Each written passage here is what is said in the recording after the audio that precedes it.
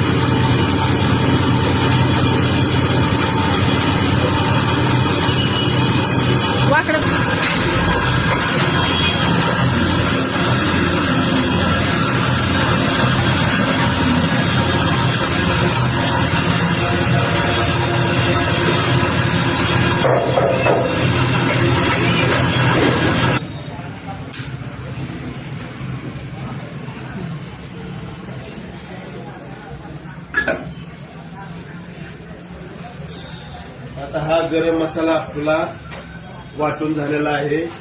तरी आपण भाप बघा, काळा मसाला लागणारी आता सगळा आपण खडा मसाला वाटून घेतलेला आहे. ह्याच्यात लागणारी आता मिरची पावडर, मिरची वाटून ह्याच्यात मिक्स करणार आहे.